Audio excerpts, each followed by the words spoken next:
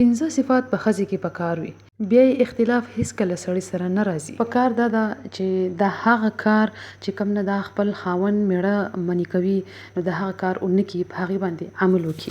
هغه خبرونه هغه کارونه ځان وساتي چې کوم کارونو سره د دې او د دې میړه ترمنځ خفګان راځي. هره ښځه به دا ټولې خبرې مني او که قمقله ښځه دې وه نو بیا به ستا ژوند ډېر زیات ګران شي، بیا هغې سره ژوند نه تېرېږي.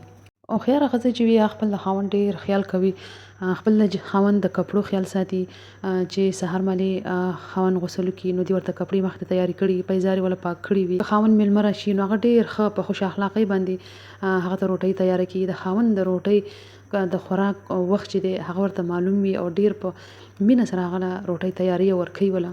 خپل د ماشومانو ډېر ښه پرورش وکړي. همدغسې خاوند مور یا د خاوند خویندې چې وي د هغوی ډېر زیات خاطر کوي، د هغوی ډېر خیال ساتي په دې وجه باندې چې یو د ښځه ډېره هوښیاره وي، خپل خاوند سره ډېره مینه لري نو خاوند هغه فیملي چې وي هغه هم دې ته بیا ډېره زیاته ګرانه ښکاري او هغې سره ډېره مینه او ډېر عزت احترام ولا ورکوي. اوس که ښځه قمقله وي نو هغه بیا څه کوي چې خاوند پې لغونې قار وکړي، غوسه وکړي نو دا بیا سیده دا خبرې چې دی خپل مور او پلار کور ته ورسوي، وروڼو خویندو ته خبرې رسوي او همدغسې خپل د کور خبرې چې دي هغه هلته رسي او د هغو کور خبرې چې دي هغه دلته راوړي.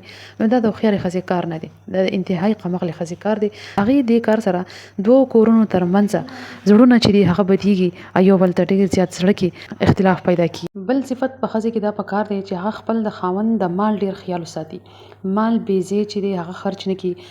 خاوند کور چې کوم راشن وي د هغې خیال وساتي، اوړه چیني چې پاڼه بې ځای چې دی هغه ارتاوه نه کړي، چاله ور نه کړي، ځکه دا د خاوند مال او دا چې کله دا ضایع نه کړي او د دې دومره اجرونه ثوابونه دي خاوند د مال خیال ساتل، هغه ښځه چې ده هغه جنت ته ځي. او قمقله ښځه چې وي داسې ډېرې ښځې موږ لیدلي دي چې هغې خاوند مال باندې سره پروا نه کوي، د قشنې خلکو له یې ورکوي. که څوک وکړ راغی نو دنیا کم خوراک سامانونه یې هغه راوباسي او خیر بده خبره نه ده، ښه ده ځکه چې میلمه خاطر هم کول پکار دي. خو اکثر داسې وي چې د پلار کور نه څوک راشي، خویندې راشي، روندارانې راشي یا وروڼه راشي نو هغې ته پنډان چې دی هغه ورته وتړي او ورسره ولیږي یا ځانه چې ځي دا بیګونه ډک کړي، د خاوند د پروپو باندې اخیستلې کوم شیزونه چې دي هغه ویسي پلار کور ته نو دا ښه خبره نه ده، ځکه د خپل خاوند مال چې دی دا ته بې ځایه ورکوي، ځکه هغه ډېر په محنت باندې ګټي او ته چې داسې ورکوي نو دا ډېره زیاته بده خبره ده او دې باندې سړی هم ډېر خفه کېږي او الله پاک هم خفه کېږي، ځکه خاوند د اجازت نه بغیر د هغه شی ورکول، د هغه مال بل چاله ورکول نو دې کې ګناه هم ده. که ښځه صدقه هم ورکوي نو بیا به هم خپل میړه نه تپوس کوي، که میړه مزاج سختو نو بیا هم دا صدقه نشي ورکولی، دا حرام دي. او بل دا صفت چې ښځه ډېره حیاداره وي نو هغه ښځه هم خاوند ډېر خوښوي. داسې وي که خاوند په دې خبره خفه کېږي چې د دې ماما زوی، تره زوی یا ترور زوی راځي او دا ورله لاس ورکوي، چې خاوند پرې خفه کېږي او بیا هم دا لاس ورکوي نو بیا د دوی د اختلاف سبب چې دی هغه جوړېږي، یعنې حیا یې کمی نو داسې ښځه چې ده هغه بیا سړی نه خوښوي.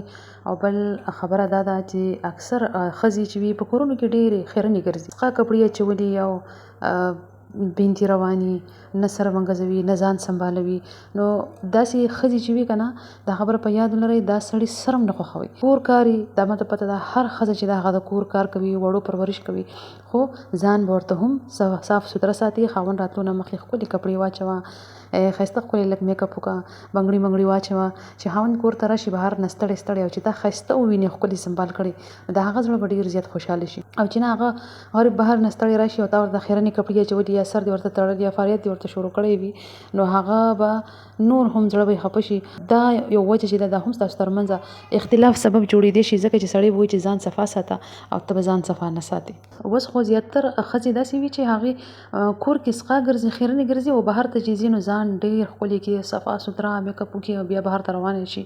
نو حالانکه اسلام کې داسې نه دي، اسلام کې وایي چې کور کې به خاوند ته ښه ښکلې ښایسته به ګرځي او کله چې ته بهر ته وځي نو خپل حسن به پټوي، خوشبو به نه لګوي. نن سبا خلک چې دی هغه الټه دی، کور کې خیرن ګرځي او بهر ته چې ځي نو ځان سنبالوي. نو دې خبرې هم ډېر خیال وساتئ، ځکه چې اکثر ښځې چې وي کور کې سقا ګرځي نو بیا خاوند چې د زړه ورسره نه لګي او بیا هغه بهر نور ښځو طرف ته مایله کېږي نو چې هغه د لاس نه ووتو نو بیا به ته څه کوې خورې. دا یو څو خبرې دي، که دا یو ښځې کې وي نو د هغې او د هغې میړه ترمنځ هېڅکله اختلاف نشي راتللی. امید لرم چې ویډیو به ستاسو خوښ شوي. که ویډیو خوښېږي مخکې شیر کوئ، چینل سبسکرایب کړئ ویډیو لایک کړئ. که تاسو څه قسم سوال یې مانه کمنټ سیکشن کې تاسو کوئ، زه به تاسو ته هغه باندې ویډیو جوړوم. تاسو څه مسله وي هغه حل به تاسو ته درکوم. ول ځان ډیر خیال ساتئ، ما په دعاګانو کې یاد ساتئ. الله په امان.